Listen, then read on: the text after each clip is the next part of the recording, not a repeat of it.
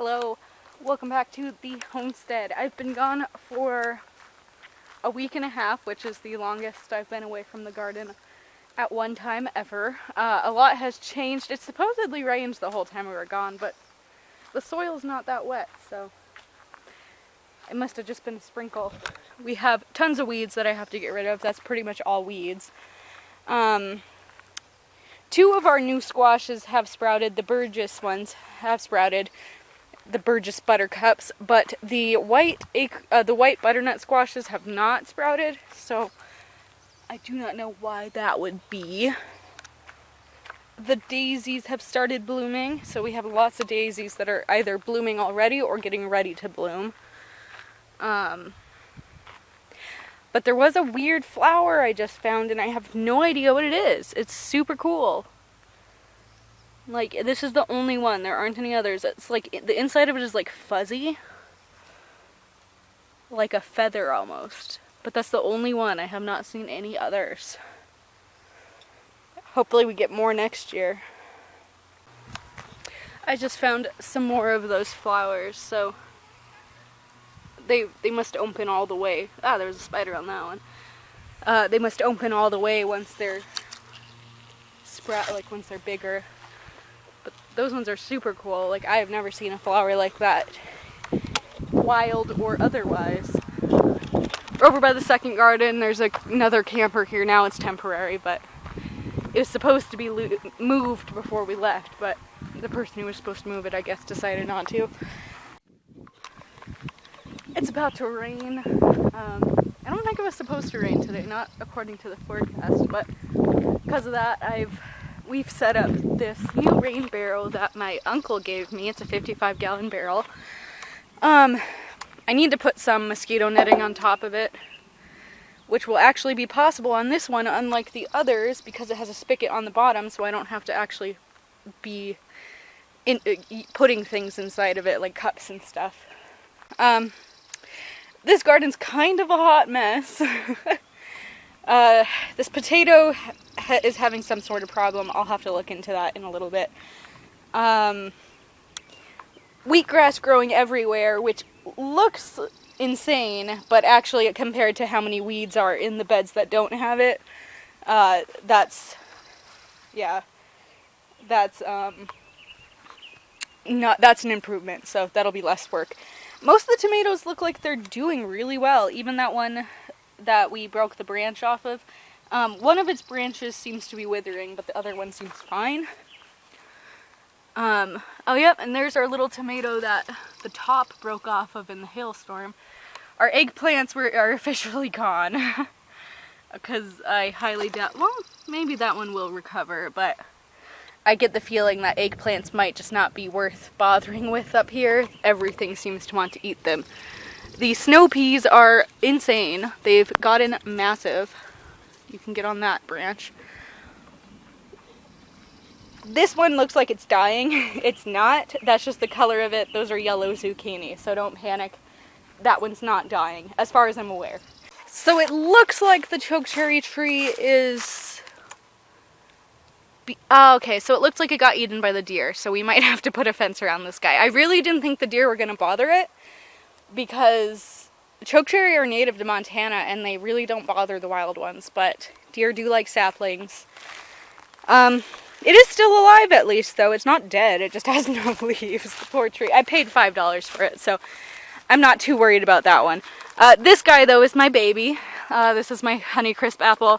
I've been researching how to tell if an apple tree is dormant or alive, and basically it said if the branches are flexible, it is alive, just dormant. So this tree is in fact alive, it's just sad and dormant. So I will be training these branches to splay out more and doing all that stuff. I was just holding out on it because I didn't want to put in all that work for a tree that could potentially be dead. It is not dead though, so I am very happy about that.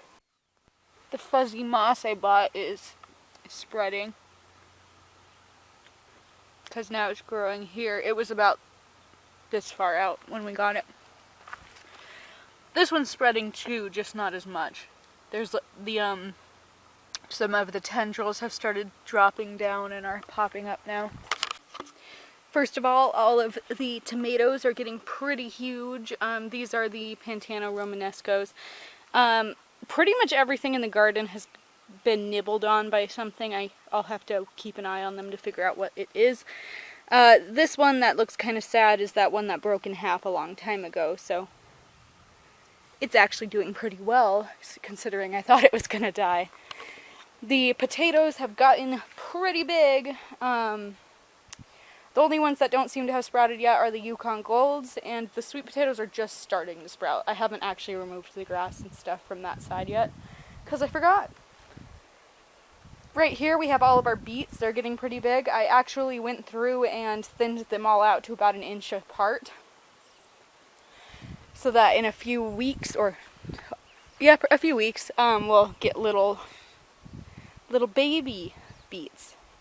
The lettuce actually hasn't changed much. We expected it to get pretty huge while we were gone, but it really hasn't. It's stayed about the same size. So I'll keep an eye on that to make sure there's nothing wrong with it. These ones as well have stayed about the same size. That's the kale and stuff. Our cauliflower has for some reason decided to become a giant. We only have 2 cauliflowers remaining, that giant one and then that littler one next to it. We have 1 Brussels sprout remaining. I don't even know what happened to the first one. It's just not there. But I don't think that little Brussels sprout is going to make it either. All of the zucchinis and cucumbers have gotten pretty big just about. I have no idea what this is, but I will leave it. Oh, that's a bean. Okay. That's our one surviving 1,500-year-old cave bean. So a lot of these cucumbers are actually ones that I bought from the store because the ones I had didn't sprout. Our little experiment with the pickle, like with the cucumbers, actually worked with the wheat kernels. So they have sprouted through the wheat kernels. So we have 5 Boston pickling cucumbers. I'll thin them out and plant them in any spots that are missing cucumbers. There's hay and there's wheat.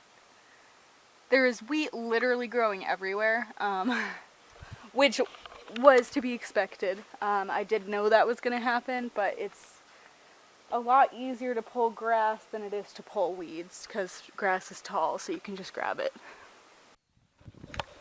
My mom and I just transferred all of the water from the buckets into here.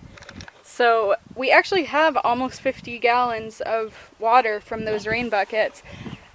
We filtered it through this mosquito netting, so it got most of the pollen and the dirt out. It's dark because there actually was dust inside the bin, and we didn't rinse that out. So any leaves and things you see were actually already in the bin before we put the water in. I've treated it with bleach.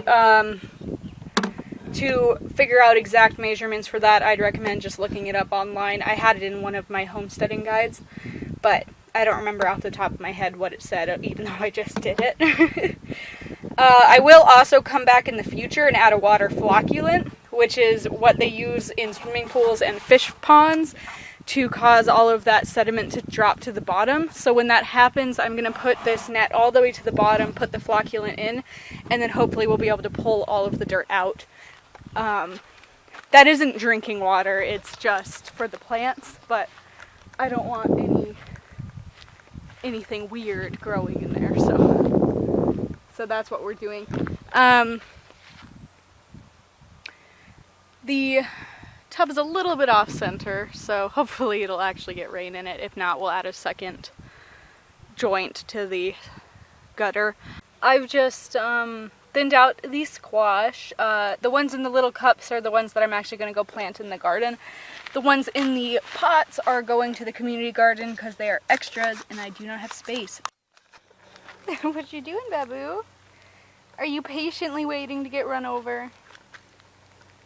Is this your new sunbathing spot? I can't imagine it's very comfortable. There are rocks everywhere.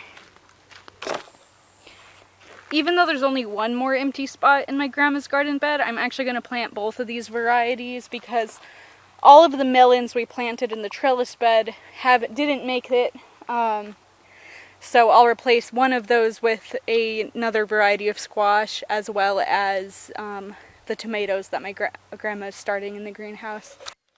I've been trying to find that big giant wild strawberry I found a couple weeks ago, but I cannot figure out which deer path I was on when I saw it.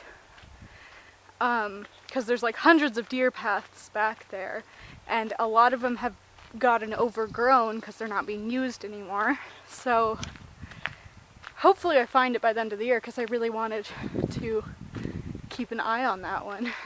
Good morning. It's June 26th. I've decided, because I have this potato and these two potatoes, I'm actually going to put the lids back on the tubs, because with this one, when I put them in the shed for a week, they actually got a lot bigger. So I wanted to see if putting the lids on those would make them grow faster, because they still haven't sprouted. And I would like them to sprout soon. I've just spent an hour pulling knapweed from the garden to burn. So this is all knapweed, which is an invasive species. But I just found something really weird. So right here, there's like five mystery squash growing, and then there's like a little seed here that's starting to sprout. And I have no idea what these are. I don't know if these are some seeds that I spilt, or if they were seeds that I thought were dead and I dumped them out on the ground, or if they're like a squash that someone left here at some point last year and like have decided to grow. So I'm gonna keep 2 of those, and we'll have to see what our weird mystery squashes are. The rest of them are gonna go to the community garden. Somebody else, I'm sure, will enjoy some mystery squash. I have a suspicion they might be zebra zucchinis, because I had a little container of super old zebra zucchinis, like 18 years old, and I tried starting them in the main bed, but they never sprouted, so I just got rid of the remaining seeds. But I don't actually remember what I did with those seeds, so I might have dumped them on the ground. Good afternoon. It is June 27th. We just got back from the garage sales. One of the garage sales actually had a ton of seed starting trays for free, so I got probably, I'd guess, about 300 seed starting trays, and each of them have like 6 slots. So those are definitely going to be used either next year or the year after, because once we have the big greenhouse built, I am going to start growing plants to sell at the farmer's market. And these are some of my seed starting trays. We got this egg chair at a garage sale, and Babu has claimed it as her new home. She keeps scratching it to make a nest, but as usual, that's not how this works. She hasn't defluffed it yet, though, so I guess it's passed the stress test. Yes, you're in your egg.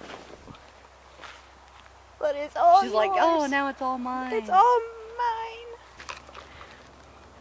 There are like these weird little flowers growing here. They're like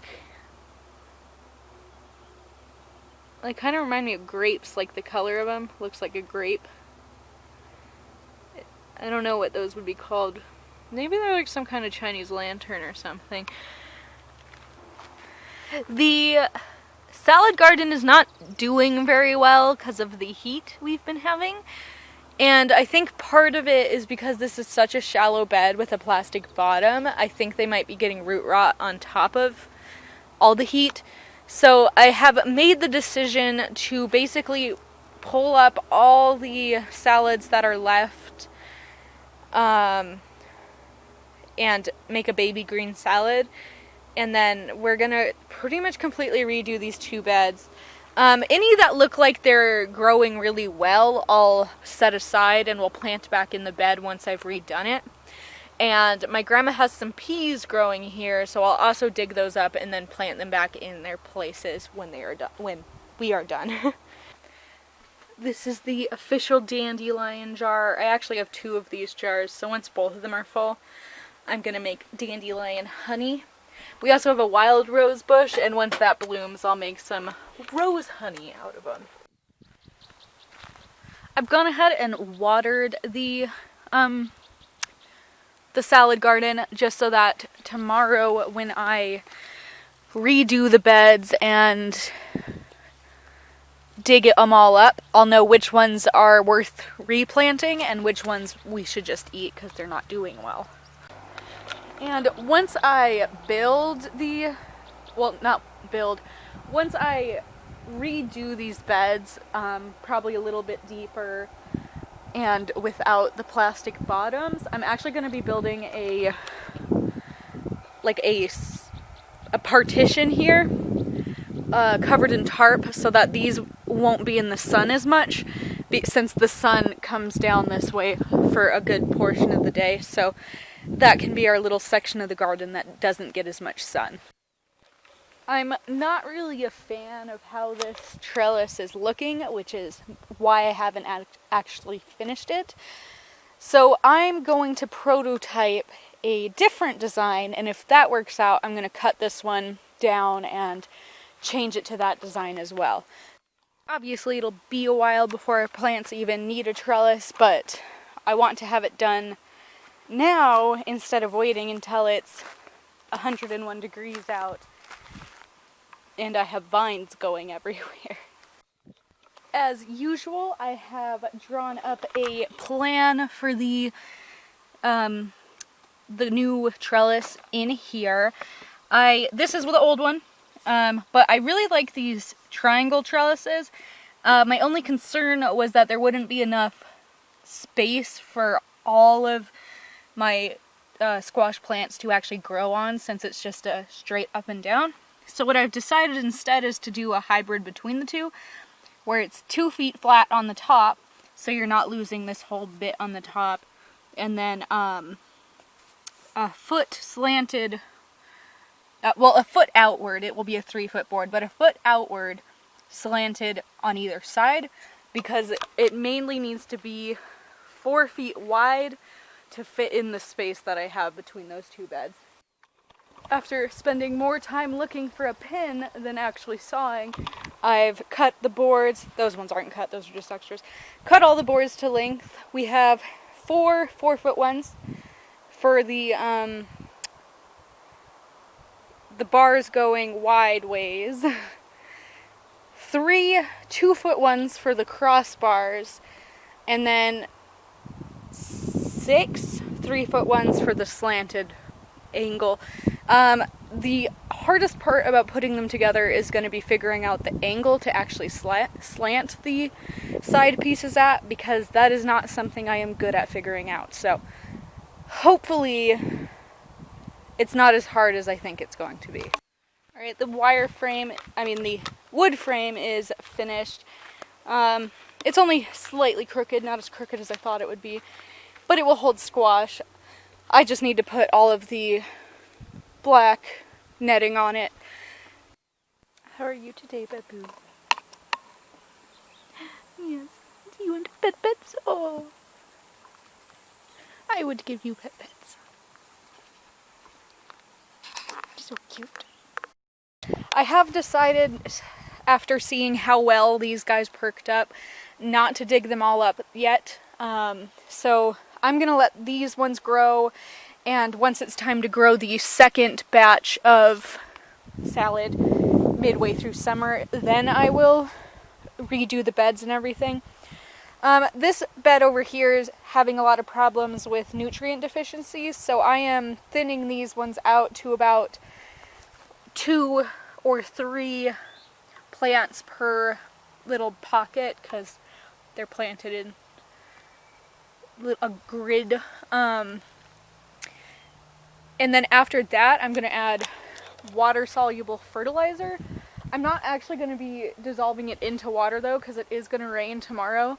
So instead of watering them with the fertilizer, and then having it all wash away in the rain, I am going to just sprinkle the fertilizer in, and it will hopefully dissolve with the rain. Everything's been thinned out and given fertilizer, and then now I have a bowl of baby greens that I'll sort through. Whatever isn't good enough to eat, I'll put in the compost bin. This moss is like spreading like crazy. It's probably grown another 2 inches since a couple days ago. There's so many daisies. I need to make like a flower crown or something. It has rained and it looks like these strawberries didn't get much water because they're underneath that tree. And pretty much everything from here to here didn't get too much water because of those trees. Which explains why these were so dried out. Because it basically rained the whole time we were gone, so I didn't think they were going to need watered for a little while. I was actually afraid of them getting overwatered. But apparently these ones aren't getting most of the rain that comes down since they're underneath that tree line. I tried to dig this pot, but this rock is basically solid. I think the wicker is pulling all the water out of the soil. So I'm going to put this in a pot of water to try and get some of that hard dirt off. And we'll replace it with Miracle Grow because I know the Miracle Grow won't get all hard like that. Look at that. It's a perfect rectangle. It's a good thing I decided to put this old pine bark, this old pine bark in here, because I don't think it would have been able to establish its roots if I had not, because the whole thing would be a concrete block. All fixed. On Friday, the strawberry's been replanted. I could only get some of the stuff off of its roots, but I got enough off that I think we should be okay. I also gave it some fertilizer because I remembered that I actually never fertilized any of these strawberries because they were planted before I had fertilizer. So they weren't fertilized. And there's my bag of baby kale. I'm gonna make kale crunchies with it, which is just kale with seasoning and oil baked in the oven until they get crunchy. This will probably only make like a cup of it though, because it shrinks a lot when you bake it. It's been raining pretty much non-stop all night, and the rain barrel is officially full. So I need to pour some water into some of these tubs to lower it. And that's our potato rain barrel, which is also completely full. Even the rain barrels that weren't underneath a water spout or anything have about 2 or 3 inches in them. My rain gauge says we've had 1.5 inches so far. No, 1 1/3 inches. No, 1.5 inches. That's a very confusing gauge. Oh well, somewhere over 1 inch. Good morning. It's about 8 a.m. on June 30th, and the rain barrel was completely full because it's been raining all night. So I'm draining as much as I can into these 2 barrels. And the water in the rain barrel isn't actually as dirty as I thought. You can see that it's pretty yellow, but I thought it was going to be like brown because we dumped like black water into it, and like there was dust and dirt already in it because we never washed it out. So it's not as dirty as I thought, which is nice. That water actually has been treated with bleach, so it's also not going to start growing bacteria and stuff, hopefully. Once I've done that, I am also going to take that bin and that dirty water bin to the second garden, because we actually do need rain catchers in the second garden. Right now they're all up here, but we don't need them right anymore up here. I've put a lid on the potato rain catcher and put another one on top of it, and it's already catching tons of rain. Let me scoot it back because it's missing a little bit of it. Oh, I can't. Okay, that's as far as it'll go.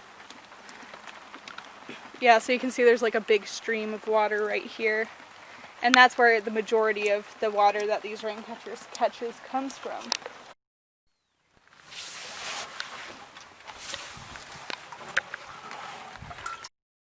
Alright, I've dumped water into 2 different tubs, and you can see where the line was before the rainstorm. That yellow line is where the pollen was collecting before the rainstorm. So we're just barely underneath that line. So we now have 2 tubs worth of water that we can collect again, and I'm gonna go get the wagon so that I can move 2 of those tubs. Actually, maybe I'll just move all 3 of them to the second garden. We just got back from town to do some grocery shopping and some other stuff because it was raining and we didn't really have anything to do here.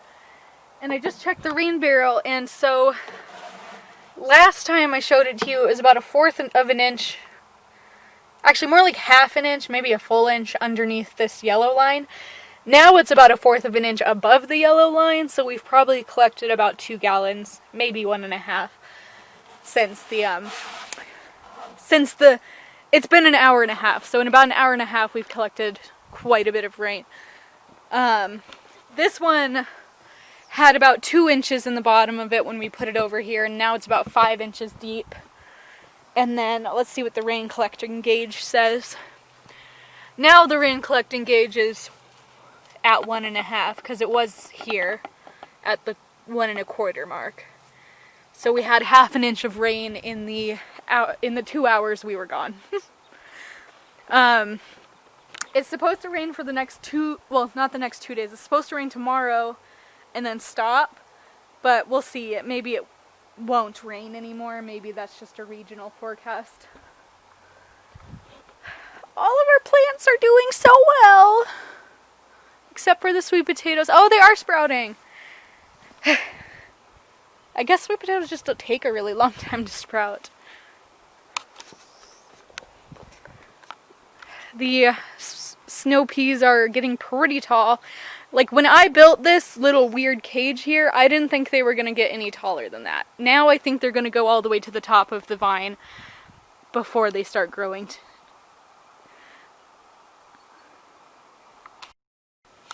Our new baby apple seed is doing pretty well. It's starting to get its first 2 leaves, its first real leaves. It looks like one of our strawberries snapped in the wind, so I'll break that off so that it's not bothering it. Our transplanted strawberry / replanted strawberry is doing a lot better than it was. It doesn't seem to have any root shock, which is good because I did have to break a few roots off of it when I dug it up and to replanted it. Our little broken Pantana Romanesco is finally catching up to its brothers and sisters.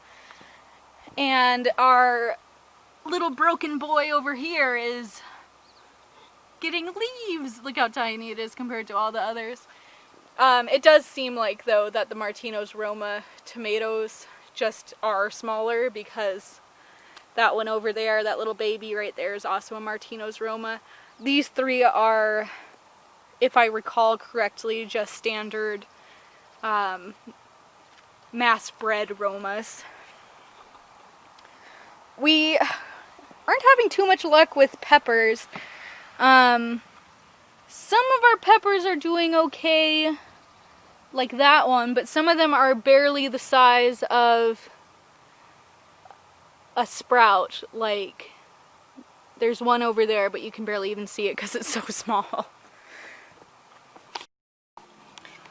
For some reason, out of all the tomatoes my grandma planted here, the only one that's sprouting is this pot. There's 2 in this pot,